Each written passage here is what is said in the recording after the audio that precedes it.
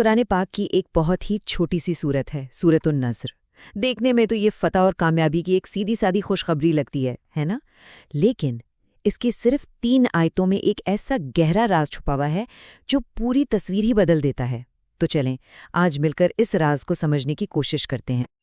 تو سوال یہ ہے کہ خوشی کا پیغام لانے والی اس سورت میں آخر ایسا کیا تھا کہ صحابہ کرام بھی اسے سن کر گہری سوچ میں پڑ گئے؟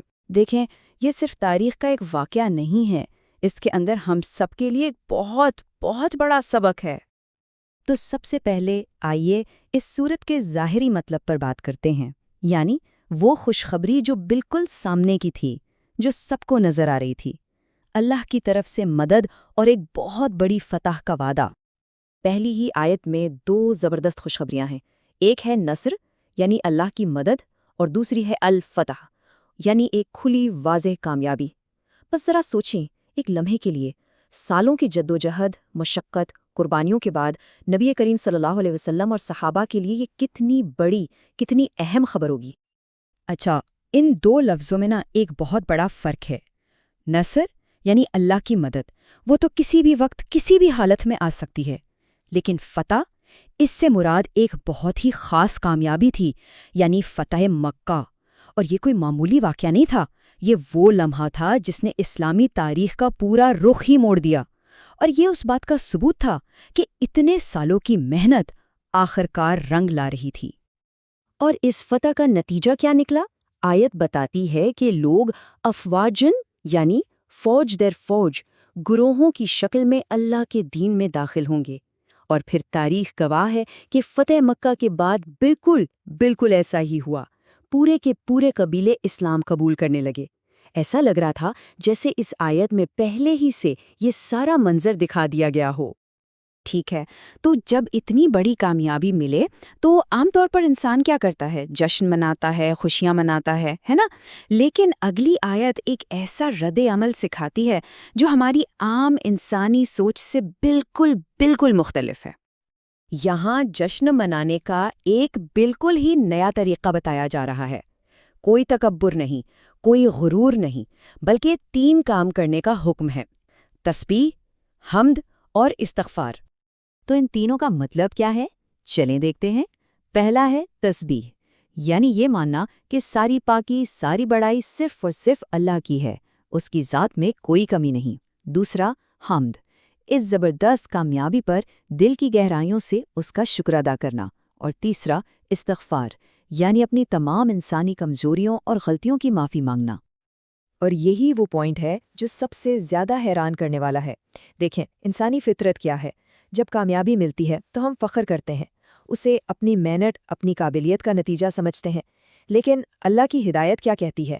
وہ کہتی ہے کہ جب کامیابی کی بلندی پر پہنچو تب بھی جھک جاؤ، شکر کرو، اور یہ یاد رکھو کہ انسان ہونے کے ناطے غلطیاں بھی ہوتی ہیں۔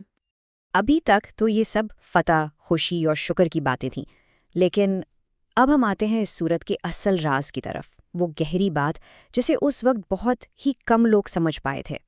آخر اتنی بڑی خوشخبری میں، فتح کے اس پیغام میں اور کیا پیغام چھپا ہو سکتا ہے؟ یہ اشارہ ایک ایسی حقیقت کی طرف تھا جو اس جشن اور خوشی کے ماحول سے بالکل ہی مختلف تھی۔ اور اس راز سے پردہ اٹھایا حضرت ابن عباس رضی اللہ عنہ نے۔ انہوں نے فرمایا کہ اس سورت کا اصل مطلب یہ ہے کہ جب دین مکمل ہو گیا، جب مشن پورا ہو گیا، تو اس کا مطلب ہے کہ اب نبی کریم صلی اللہ علیہ وسلم کے اس دنیا سے رخصت ہونے کا وقت بھی قریب آ گیا ہے۔ سوچیں، یہ فتح کی خوشخبری میں لپٹا ہوا جدائی کا ایک خاموش اعلان تھا۔ اور اس بات کا سب سے بڑا ثبوت ہمیں خود نبی کریم صلی اللہ علیہ وآلہ وسلم کے عمل سے ملتا ہے۔ روایات میں آتا ہے کہ اس سورت کے نازل ہونے کے بعد آپ صلی اللہ علیہ وآلہ وسلم بہت کثرت سے یہی پڑھتے تھے: اللہ کی پاکی، اس کی تعریف اور اس سے بخشش۔ ایسا لگتا تھا کہ جیسے آپ صلی اللہ علیہ وآلہ وسلم اس آخری حکم پر عمل کرتے ہوئے اپنے آخری سفر کی تیاری کر رہے ہوں۔ تو ٹھیک ہے، اس تاریخی واقعے سے ہم آج کے دور میں کیا سیکھ سکتے ہیں؟ ہماری اپنی زندگیوں کے لیے اس میں کون سے اہم پیغامات چھپے ہوئے ہیں؟ دیکھیں، اس چھوٹی سی سورت سے ہمیں زندگی کے 3 بڑے زبردست اصول ملتے ہیں۔ پہلا اصول، ہر کامیابی اللہ کی مدد سے ملتی ہے، ہماری اپنی قابلیت یا ذہانت سے نہیں۔ دوسرا اصول، کامیابی کا اصل جشن پارٹیاں کرنا نہیں بلکہ اللہ کا شکر ادا کرنا اور اپنی غلطیوں کا اعتراف کرنا ہے۔ اور تیسرا اور شاید سب سے اہم اصول، کامیابی جتنی بڑی ہو عاجزی میں اتنا ہی زیادہ جھک جانا چاہیے، کیونکہ یہی انبیاء کا طریقہ ہے۔ تو آخر میں ایک سوال ہم سب کے لیے ہے، جب ہمیں اپنی زندگی میں کوئی کامیابی ملتی ہے، چاہے وہ نوکری میں کوئی ترقی ہو، امتحان میں اچھے نمبر ہوں یا کوئی بھی چھوٹا بڑا مقصد پورا ہو جائے، تو ہمارا سب سے پہلا رد عمل کیا ہوتا ہے؟ فخر اور غرور یا شکر اور عاجزی؟ یہ ایک ایسا سوال ہے جس پر ہم سب کو سوچنا چاہیے۔